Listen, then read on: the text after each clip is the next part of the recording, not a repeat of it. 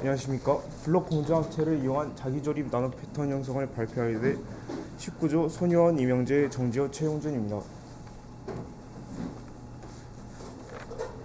현재 4차 산업혁명이 점점 발달함에 따라서 데이터를 처리해야 될 양이 점점 늘어나고 있고, 이에 맞춰서 우리는 반도체를 고밀도로 집적을 하고 고성능의 반도체가 점점 요구되고 있습니다. 그러나 기존의 리소그래피 방식은 좁은 면적에 많은 패턴을 새기는데 한계가 있습니다. 이 문제를 해결하기 위해서는 새로운 대책이 필요합니다. 저희가 연구했던 대상인 이 블록 공정합체를 이해하기 위해서는 일단 먼저 고분자에 대해 알아야 합니다. 고분자는 한 가지의 단위체가 계속 그러니까 반복적으로 결합이 돼서 거대한 분자가 되는데, 이 거대한 분자를 일컫는 말이 바로 고분자입니다. 그 중에 형태에 따라 분류를 하는데 근데 그 종류 중 하나가 바로 여기 보이시는 블록 공정합체입니다. 이 블록 공정합체는 단위체가 모여서 블록을 이루고 그 블록이 공유 결합을 해서 연결되어 있는 상태를 말합니다. 이렇게 블록 공정합체가 있는데, 이거는 이 특이한 현상이 일어날 수 있어요. 근데 그게 바로 이 미세상 분리라는 것인데요. 나노 패턴을 형성하게 하는 근본적인 원인이 됩니다. 이게 바로 차세대 반도체 소자로서 이용될 수 있는 계기가 됩니다. 이 블록 공정합체를 실리콘 기판에 코팅을 하게 되면은 이게 처음에는 무질서한 상태로 존재하게 되는데, 이 상태에서 에너지를 가하게 된다면은 이게 정렬이 됩니다. 그래서 이렇게 미세상 분리가 일어날 수 있고, 그래서 근데 이때 상의 형태는 블록의 분자량과 또한 상대적 분율에 따라서 나타나게 됩니다. 고분자의 분율이 5대5라면은 이렇게 라멜라 패턴을 형성하게 되고요. 7대3일 때는 이렇게 실린더 형태, 그리고 9대1일 때는 이렇게 스피어 형태를 형성하게 됩니다. 만들어진 블록 공정합체의 나노 구조를 살펴보기 위해서는 저희는 이 SEM이라는 스캐닝 일렉트론 마이크로스코피를 이용하였습니다. 이 장비는 전자선을 이용하여 표본의 상을 얻는 장치로, 시료의 전자선을 조사하여 시료 표면의 전자선을 조사하여 나오는 2차 전지를 이미지화합니다. 이는 시료의 유철과 물질에 따라 반사되는 전자의 양이 다르다는 점을 이용하는데요. 이렇게 수십 나노미터의 미세한 나노 구조를 관찰할 수도 있고, 또 몇 밀리미터에 이르는 이명재 학생의 머리카락인데, 이는 머리카락까지 관찰할 수 있습니다. 이런 블록 공중합체는 차세대 반도체 제작 공정에 있어서 나노 패턴을 손쉽게 만들 수 있는 핵심적인 기술로 연구가 되고 있습니다. 또한 블록 공중합체는 그래핀과 함께 사용하여 2차원의 평평한 기판뿐만 아니라 여기 있는 플렉시블한 기판, 그리고 3차원의 기판에도 회로를 전사시킬 수 있어 플렉시블 디스플레이나 웨어러블 디바이스에도 사용할 수 있습니다. 우리는 블록 공중합체를 이용하여 나노 패턴이 어떻게 형성되는지 알아보고, 이를 이용하여 반도체 소자 공정을 수행해 보았습니다. 이해를 돕기 위해 전반적인 설명을 드리겠습니다. 저희는 이런 실리콘 기판 위에 블록 공중합체를 코팅하고, 이때 무질서한 블록 공중합체를 백큐브 오븐을 이용하여 열 처리하는 과정을 통해 나노 패턴을 형성하고, 산소 플라즈마를 이용한 식각을 통해 기판 위에 PS 폴리머의 나노 패턴만을 남긴 후 이 금을 코팅하여 금을 코팅하고 PS 폴리머를 제거하여 결국 금으로 된 나노 패턴만을 남기는 실험을 진행하였습니다. 저희의 실험 과정을 살펴보겠습니다. 실리콘 기판에 블록 공중합체를 코팅하게 되면 이를 구성하는 PS와 PMMA 폴리머가 무질서하게 엉켜있게 되는데, 저희가 이 기판을 사용하기 위해서는 이를 풀어주어 정렬해 주어야 합니다. 그러기 위해서는 폴리머가 흐를 수 있는 온도인 글래스 템퍼레처 이상의 온도로 맞추어 주어야 합니다. 따라서 저희는 이 조건에 만족하는 250도의 온도에서 열 처리를 수행하였습니다. 먼저 백큐um 오븐송에 N2 기체를 넣어 압력을 풀어주고 실리콘 기판을 넣었습니다. 그리고 다시 기체를 빼내주어 진공 상태를 만들어준 후 250도에서 12시간 동안 열 처리를 수행하였습니다. 열 처리가 완료된 기판에는 PS와 PMMA 분자가 동시에 존재하는데 나노 패턴을 형성하기 위해서는 이 PMMA 분자를 제거해 주어야 합니다.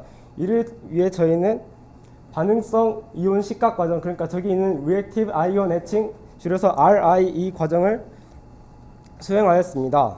이 전기장을 이용하여 산소를 이온화시킨 다음에 이 산소 플라즈마를 기판에 충돌을 시키면 산소 플라즈마가 PMMA와 PS 폴리머에 반응하여 PMMA와 PS 폴리머가 동시에 깎여 나가게 되는데, 이때 PMMA가 PS 폴리머보다 빠른 속도로 깎이기 때문에 적당한 시간이 지나면 기판에 PS의 나노 패턴만이 남게 됩니다. 저희가 RI 과정을 통해 PMMA를 제거한 후 만들어진 패턴의 샘 이미지를 준비해 보았습니다. 첫 번째 사진은 무질서한 핑거프린트 형태의 라멜라 패턴을 확인할 수 있었습니다. 두 번째와 세 번째 사진은 잘 정렬된 형태의 라멜라 패턴이고, 네 번째 사진은 칠린더 분율의 구분자를 사용하여 PMMA를 제거하고 남은 PS 도트입니다. 보시면 PS 도트가 규칙적으로 잘 형성된 것을 볼 수 있습니다. 다음은 금속 증착 과정입니다. 오른쪽에 보이는 E-빔 이베포레이터 기계로 앞서 만든 기판에 금속 나노 패턴을 만들기 위해 도금을 하였습니다. 그 과정은 왼쪽에 보이는 애니메이션으로 나타내 보았습니다. 보시다시피 앞서 만든 기판을 뒤집어서 고정시킨 후에 아래에서 금속에 전기를 가하여 고체 금속을 승화시켜 이를 기판으로 달라붙게 만드는 원리입니다. 이때 저희가 사용한 금속은 금입니다. 증착 속도는 전류의 세기로 조절할 수 있으며 E-빔 이베포레이터의 안쪽은 진공 상태이기 때문에 금속이 바로 승화될 수가 있는 것입니다. 이제 도금된 기판을 리프트 오프 공정을 통해 PS와 그 위에 도금된 금을 제거합니다. 앞서 만든 기판을 고분자 용매인 톨루엔을 채워 넣습니다. 이를 단단히 봉해둔 뒤에 초음파 발생 단체인 소니케이터에 넣어서 설치한 다음 오랜 시간 돌립니다. 그럼 고분자인 PS는 깨져서 떨어져 나가게 되고, 그 위에 붙어있던 금속도 떨어져 나가게 되니까 웨이퍼 위에 금으로 이루어진 나노 패턴만이 남게 됩니다. 이제 만들어진 금속 나노 패턴을 샘으로 관찰해 보았습니다. 여기 가운데 있는 실린더 패턴이 형성된 기판을 보면 잘 보이실지는 모르겠지만 하얀 점들이 찍혀 있는 것을 볼 수 있는데요. 이거는 그 소니케이터에서 좀 더 오랜 시간을 돌려주면은 이 하얀 점들이 없어지고 깔끔한 패턴이 남게 됩니다. 밑에 두 개의 사진은 앞서 만든 라멜라 패턴에서 리프트 오프 과정을 통해 만들어낸 금속 패턴입니다.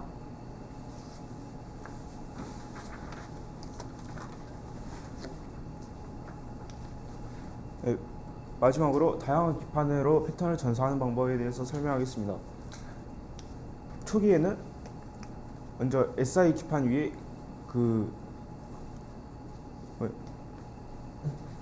그래핀이 화학적으로 변형이 된 상태로 올려져 있는데, 여기 위에 블록 코폴리머 필름을 올린 뒤에 이 블록 코폴리머 필름은 한 종류 고분자를 식각을 통해서 제거해 준 다음에 HF를 기체 상태로 처리를 해서 중간에 있는 SiO2 층을 분리를 시키고, 그 다음에 물에다 넣어주면은 SI 층은 가라앉게 되고, 남은 패턴은 이제 기판을 사이에 올려서 전사를 시킬 수 있습니다. 이 사진은 전사를 하는 과정 중에 그 분리를 시키는 사진을 찍은 것이고, 실제로 적용된 예시를 보면은 필름과 같은 구부러진 형태의 기판에도 적용이 가능하다는 장점이 있습니다. 마지막으로 프레지를 통해서 지금까지 한 내용을 정리해 보겠습니다.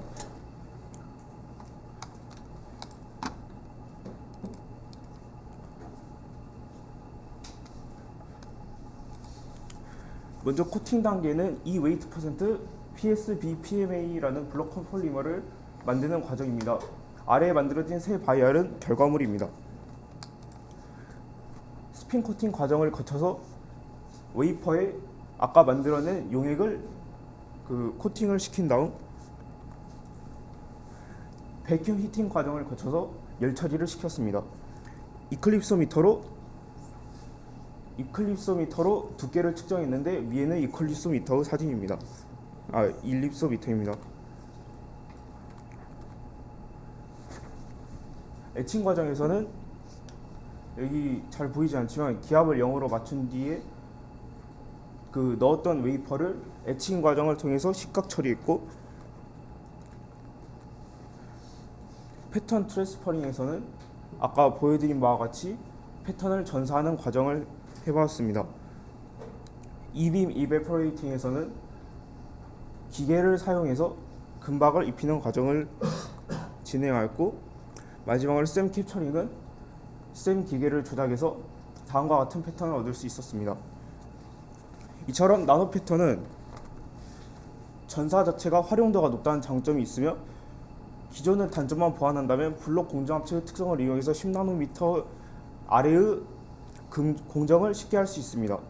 그리고 2차원뿐만 아니라 3차원 기판도 적용이 가능함에 따라 반도체 활용도가 높다는 장점이 있고, 그리고 반도체 등의 물질에 직접 적용이 가능하다는 장점이 있어서 4차 산업혁명의 중요한 아이템이 될 수 있다고 전망합니다.